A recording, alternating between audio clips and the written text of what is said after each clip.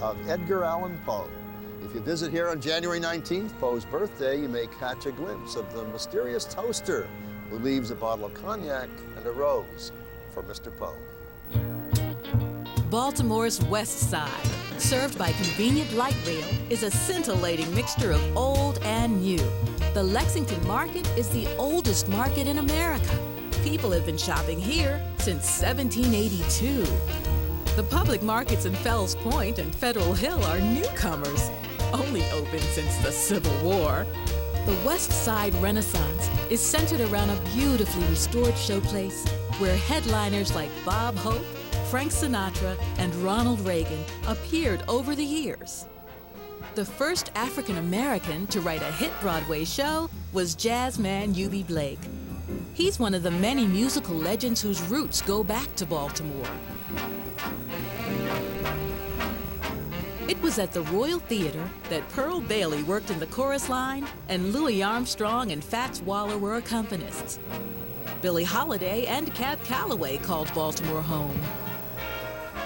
Saunter east of the Inner Harbor and prepare for a culinary globe-trotting tour. In Little Italy, the sea breeze gives way to garlic and oregano. Within a few short blocks are nearly 24 Italian restaurants, serving old world classics and authentic family recipes. After dinner, watch the boys play bocce. Further east in Greektown, enjoy delicious moussaka or souvlaki. Still hungry?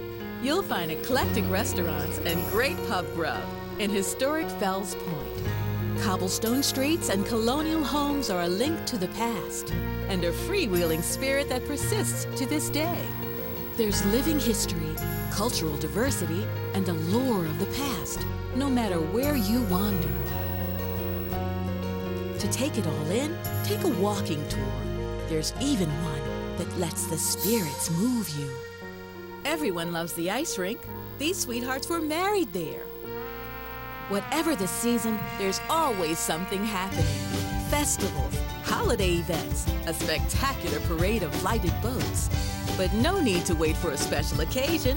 Good vibes here are always on tap. Turn a corner and you're in Canton, a fast-growing neighborhood where loading docks and oyster canneries have given way to condos, galleries, and award-winning eateries. But little has changed across the harbor at Fort McHenry since September 13, 1814, when an outnumbered garrison stood between the British and Baltimore. Francis Scott Key saw his countrymen take up arms. When dawn broke and the stars and stripes were still proudly flying, he jotted down the words that would be our national anthem. From Fort McHenry, take the Key Highway to Locust Point, Tide Point, and Federal Hill. Stop at a museum where imagination runs rampant and another that's like an industrial time machine. The Hill in Federal Hill is a favorite with young residents, as is adapting the past to today's gracious living. Here's the littlest house in the city, less than 9 feet wide. Most restaurants, pubs, and shops are locally owned by the chefs and artisans who greet you. If you leave without enjoying a crab feast, you really haven't tasted Baltimore. There are crab houses throughout the city where the helpful staff will demonstrate the art of cracking the crustaceans and digging out the tasty morsels. Making a mess was never more delicious. Surrounding Baltimore are still more congenial communities, each with its own unique charm, spirit, dining pleasures, shopping treasures, romantic getaways, and nightly entertainment. Annapolis, the state capital, is just a short drive away. So too is the Chesapeake Bay, America's largest estuary with more than 1,000 miles of fun-filled coastline. Traveling further, from the eastern shore to the Cumberland Gap, Maryland's scenery, sport, and spectacle never stop. Welcome to Baltimore, where there's more to see, do, explore, encounter, taste, touch, and enjoy than it's possible to experience in one day or one visit. thank you for allowing us to share our pride, excitement, and hospitality. Have a wonderful time here in Baltimore.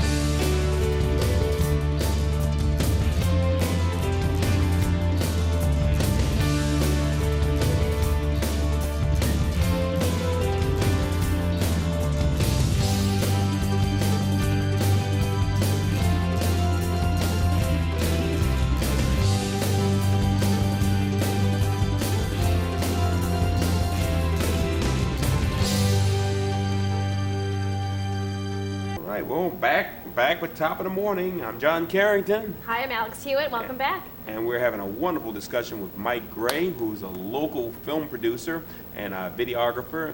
Mike, back from California. We left on that thought. Back from California. Pick up there. Well, the best thing that happened before I left California was, and it's the thrill of anyone who's in this business, a very dear friend of mine who was top executive at Columbia Pictures at the time, said to me, "Are you going to vote for me for governor?"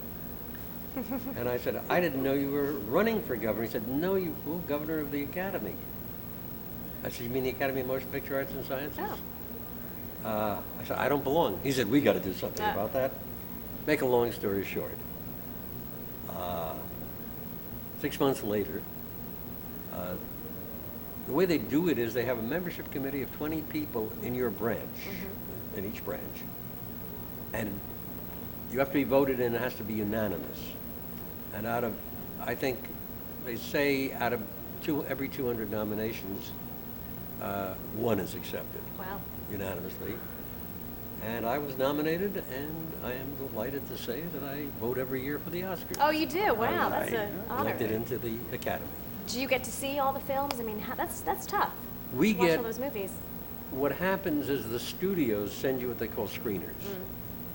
So I get about 75, 80, 85 DVDs every year, usually between late October and late January. What they'll send is any film in which they think they have either a fighting chance or any film in which the talent or the producer, let's say, would be offended if they didn't send it to us. So I have a lot of DVDs I bet. of some great movies. So did your top picks win this year? Any of your choices? Some of my choices did. Yeah? Some didn't. With only 5,800 voters, I like to think that every once in a while my vote might have made the difference. Yeah. Stop and think. The 300 votes made the difference in a presidential election. That's very scary. Yeah, I voted for Alan Arkin, and he won. For Little Miss Sunshine. Little right. Miss Sunshine. And how about I Helen voted for Mirren? Jennifer Hudson, Oh, for Dreamgirls. Yeah. and I didn't vote for The Departed, though I liked it, but Yeah. I didn't vote. So you're an award-winning person in this business. I hear you won something called a Telly Award. Explain for folk who may not understand what that is. Telly Awards are given in a number of different categories for video productions, television shows, cable shows, a wide range of entertainment that is basically television or cable oriented or video oriented. And the first one I won actually was for a 60 screen video wall. It was a wall composed of 60 video screens Wow. with images flashing all over the place for a company called ShowScan, the production called ShowScantastic, tracing the history of advanced movie imagery, the sort of thing you see in IMAX. And then more recently, I won for a production called Fit for Life as the writer of Fit for Life, which was done for a company called Metamedia. They were the production company, and the client was the Sheet Metal Occupational Health Industry Trust, an amalgamation of the Sheet Metal Workers Union and the sheet metal industry. And it was a 9-part training series that actually was the first training program of its kind on health and wellness issues in the construction industry. And that won 2 awards. I won both for production, I think, in the health and wellness area and in the training area. Oh, congratulations. Mm-hmm. So that sort of was a good, wonderful experience doing that. You've done so much in this industry, so much, and you're recognized for it. What? Well, you get to do a lot. When you get to be my age, maybe I shouldn't say. Well, 29 years old. Okay. I'm in my late bloom. That's okay. Actually, I'm in my early bloom. I'm getting there too. Yes. What has been the highlight of your career? Well, what I mentioned before, getting into the academy was the highlight. Quite an honor. That was really I'd say a crowning achievement. I'm trying to think of other things that. Well, I'll tell you what, hold that thought and we'll be back in a moment. We're going to take a short break and give Mike Gray an opportunity to gather his thoughts, and we'll have more of Mike Gray. Don't go anywhere. Stay tuned. This is not a shocking, shock-driven horror movie. And it's not about the horror of these people. It's much more about the humanness.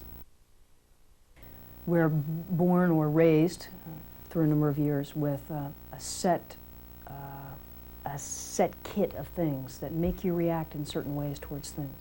And those sadnesses and those tragedies in your life, those dramas in your life, can lead one person to kill and can lead another person to save them. And that's what's been so fun about the last 3 weeks, actually, is that we get to do, in the last 3 weeks, Jonathan and I and Anthony Hopkins and everybody involved, we got to do that stuff that people do in theater, where 2 people talk to each other. And behind all of that is, history and thoughts and emotions and spirituality, everything kind of stuck together. It's fun. And it's fascinating. And I could do this play. I could do this play for 3 years. I always think people think I'm not fun because I do serious films, and because people ask me serious questions and I want to appear serious, so I always sort of give them serious answers. That's what you're supposed to do with somebody you don't really know. But I can be really stupid. Acting is a very simple process. That's my opinion, and I may be wrong. But for me, it's a simple process. I just learn my lines and show up. I do think about it, but I work on instinct, and I gather as quickly as I can what I'm supposed to be doing in the scene. When I read the script, it was so well written. And then I read Tom Harris's book, and it was one of those lucky parts that happen if an actor, as I read it, I was very pleased that they wanted me to do it, but as I read it, I thought, oh, I know how to know the voice, and everything about the look of him. This look came to me very quickly. Lecter says all the things that the human being doesn't dare voice, because I guess we all have a very dark side to our nature. Thank goodness we don't release that dark side, otherwise there'd be anarchy and chaos.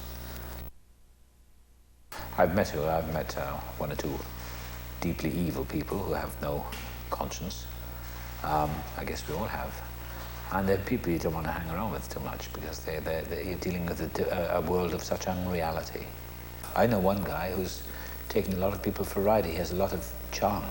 But after a while, when you've been taken for a ride a few times yourself, this charm